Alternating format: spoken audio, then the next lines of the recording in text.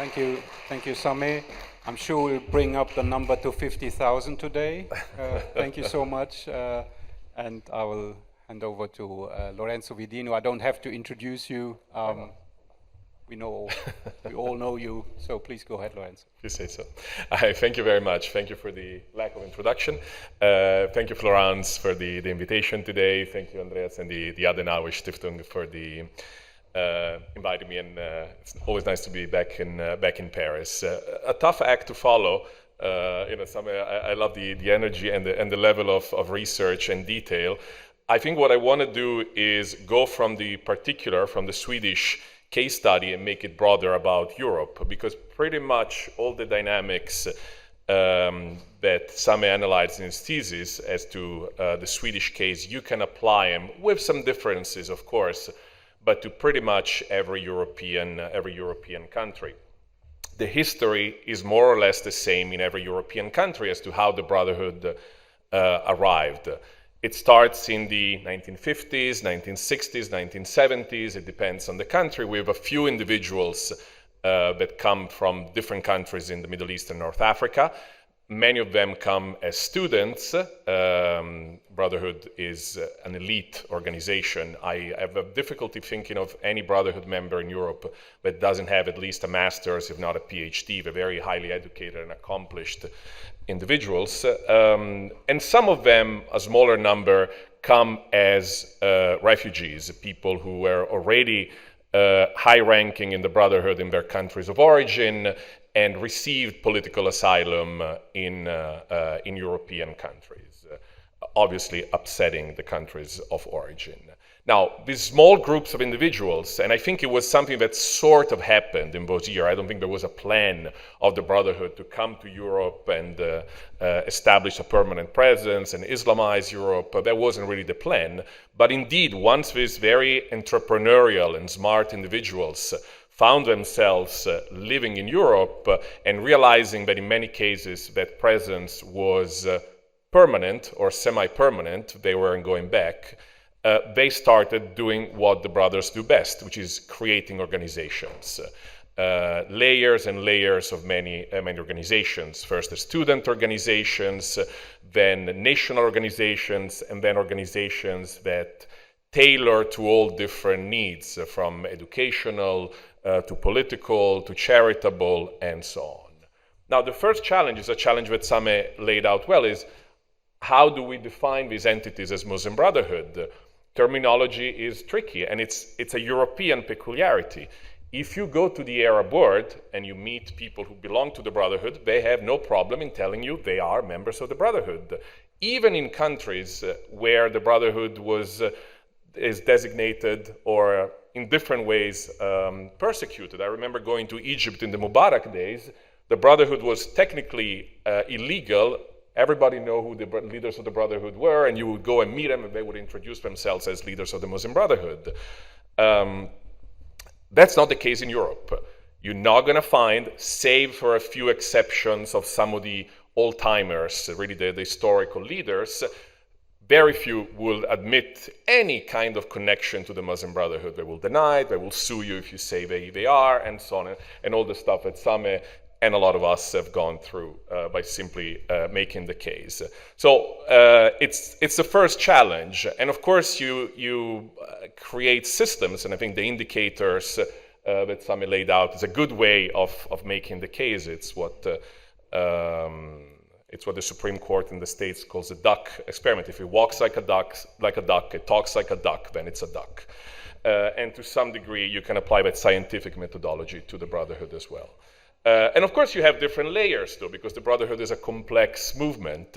And I think there's a first layer, which is the non-public, it's the secret structure of the Brotherhood, where you have just a core of individuals, a very small number of individuals that are members, full-fledged members who have sworn, have gone through the selection process, which is a very extensive one. You don't apply to the Brotherhood, you are selected. It's like getting into a very prestigious club, and it's a process that lasts years to get in, and once you're in, there's different layers. You're inserted in a hierarchy, in a structure. you pay a fee, and there's a lot of rules. In every European country, you can argue that there's a small cluster of people that belong to that structure. Difficult to give an exact number. I would say probably a few hundred in the smaller countries, maybe something around 1,000 or a bit more in the larger countries like France or Germany. But numbers are difficult to give because it's a secret part of the structure. You have a second layer, which is organizations that are direct emanation of this secret structure. And I think IFIS in Sweden, what Sami laid out, is a perfect case study of that. Is IFIS a Muslim Brotherhood organization? No, of course it is not. Is anybody that runs IFIS a Muslim Brotherhood? Yes, it is. So it's in the eye of the beholder, and they would all play games, say, no, we're not a Muslim Brotherhood organization.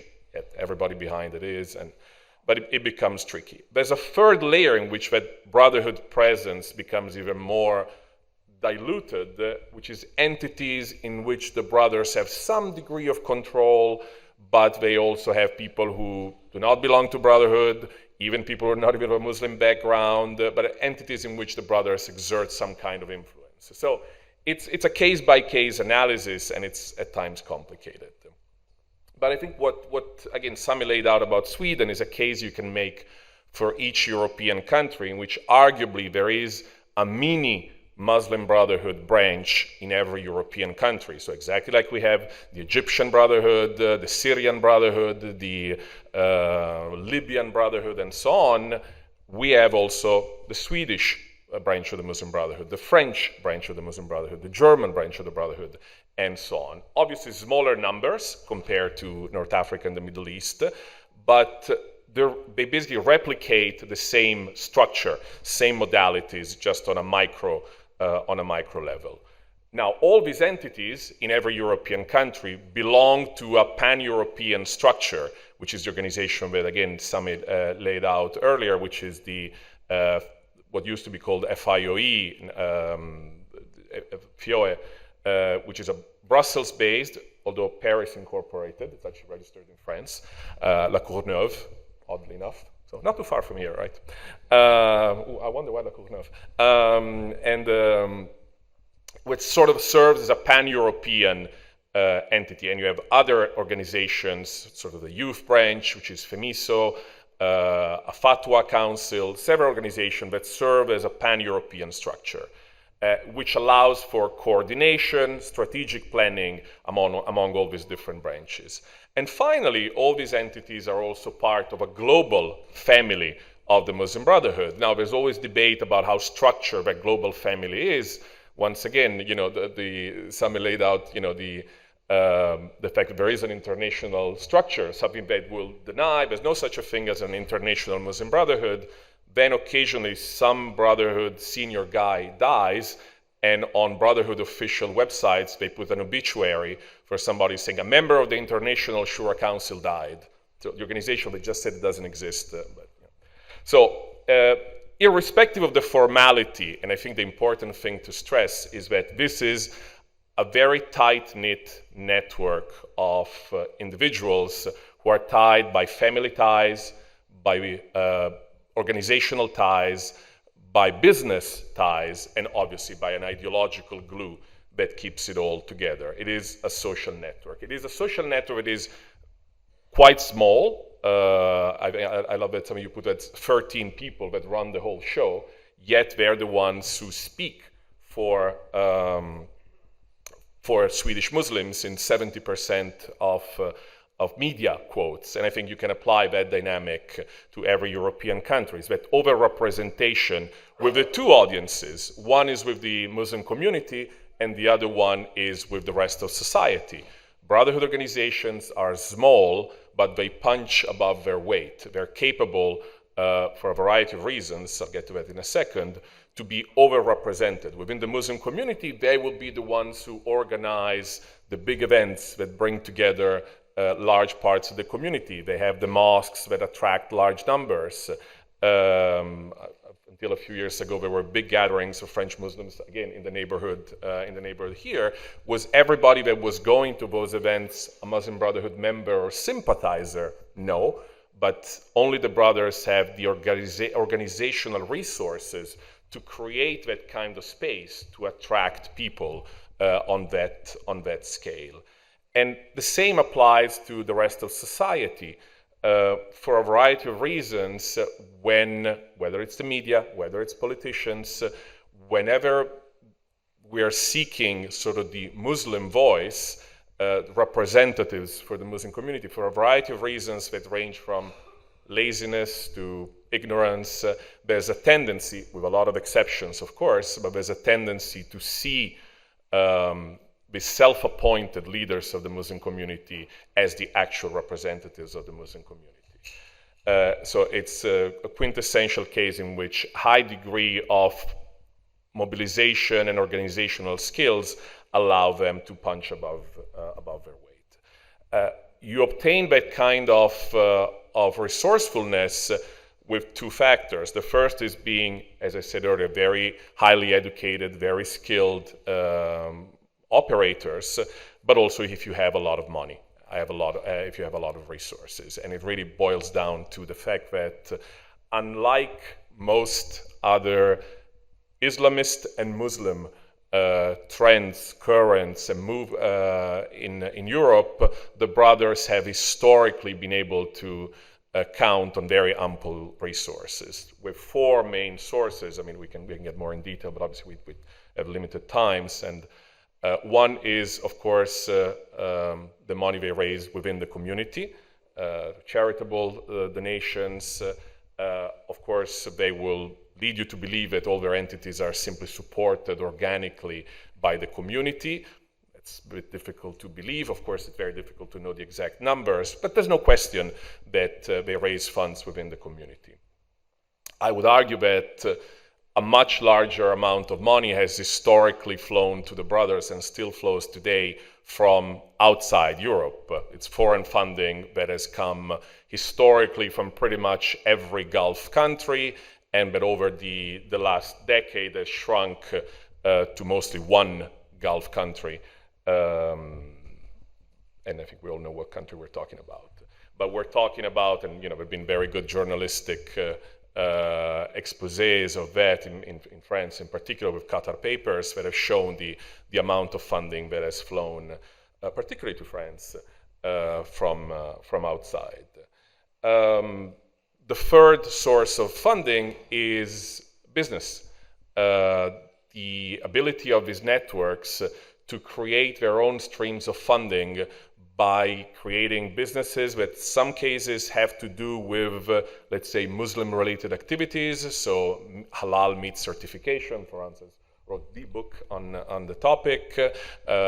It's pilgrimage traveling, it's the publication of books, it's sort of this sort of things, but also in some cases businesses that have nothing to do with sort of anything Islamic, but they're simply money-making, legitimate money-making endeavors. Finally, the fourth source of funding, which is probably quantitatively not that important, but it is politically very important, is the funding that these organizations receive from public actors, local authorities, states, or the European Union. And I know in France this has been a very big issue. The amounts that these organizations receive from these entities are not that big per se, considering their budgets, but they provide political legitimacy to them, and that's the biggest currency of those funds, because they can say, well, we're funded on a project against racism by the European Union. We must be good guys. We must be, you should deal with us, which is, again, that idea of getting political legitimization is one of their main goals. Which leads me to goals, the next point. Why should we be interested in these organizations, as some have said? What are their goals? What do they want? Now, I think there are differences between the Brotherhood in Muslim-majority countries and the Brotherhood in Europe. The Brotherhood, of course, there's a common vision. Of course, there are, but the Brotherhood is a quintessentially flexible and pragmatic organization, so very different from Salafis from this point of view, although a lot of other things are very similar. and they understand that calling for an Islamic state in Europe makes little sense. Now, it might make sense, they think about it in terms of century, because that's sort of the worldview. But obviously, they know that they're not going to turn Sweden into an Islamic state anytime soon. So the goals are different. And what are the goals? And Karadhaoui has literally written the book about it.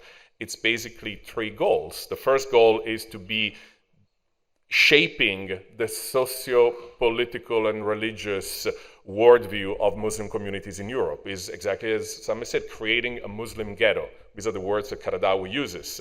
Creating a separate Muslim community, antagonistic to the rest of society, taking some of the best things they can take from the rest of society, but separating in terms of values from the rest of society, and with themselves, with the brothers, of course, sort of being the leaders of this separate Muslim community.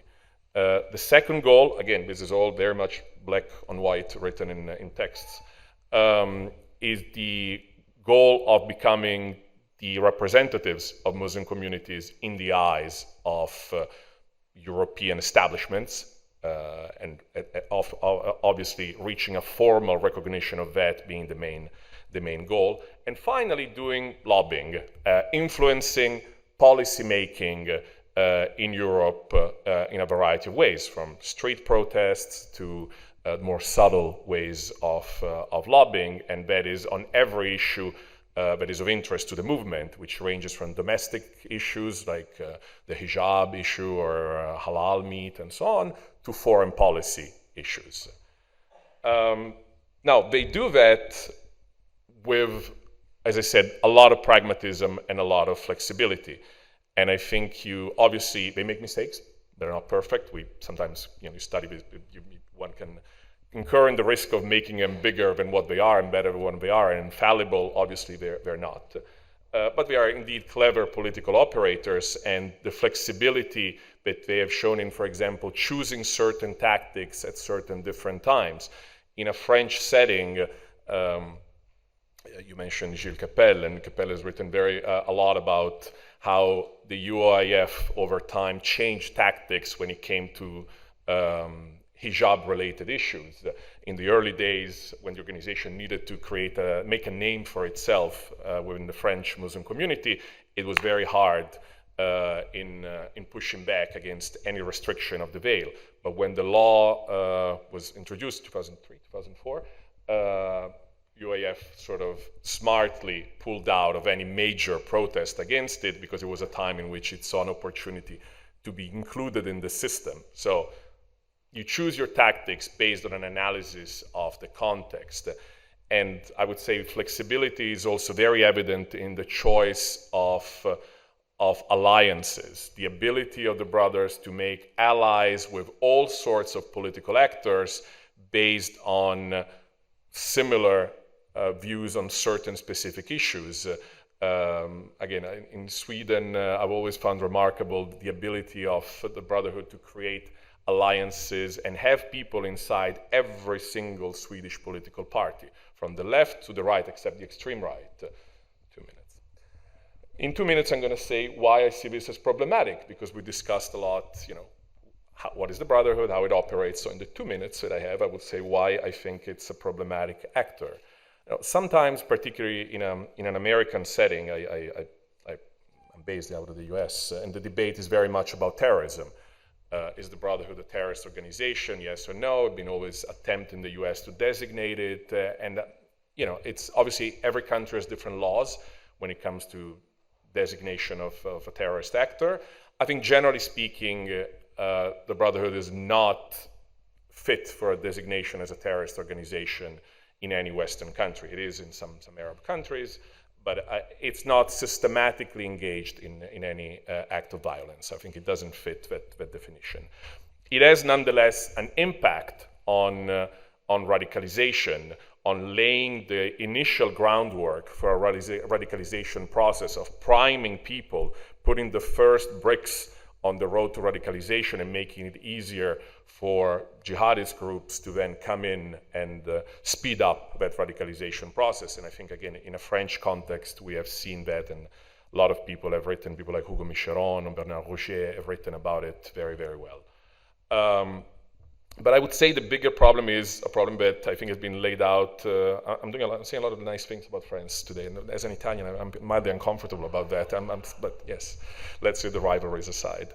But I think the argument has been made quite well here at the political level in terms of values and negative impact on social cohesion. And I think this is how many European governments are coming to see the problem of the Brotherhood. So not a terrorist organization, although, as I said, there's an indirect impact on radicalization, but as an organization that creates polarization and negatively impacts social cohesion. It has also values. It pushes values aside from what they publicly say as facade, but it is pretty clear in even the most basic analysis of their text that has positions on issues that range from women rights to gay rights, from religious freedom, democracy, that are directly at odds with European values. So that makes it difficult from a point of view of challenging, because how do you challenge a movement that operates largely within the law, but obviously operates in a way that undermines the system of laws we have? But in the 2 minutes I have, I cannot answer that, so I'm done.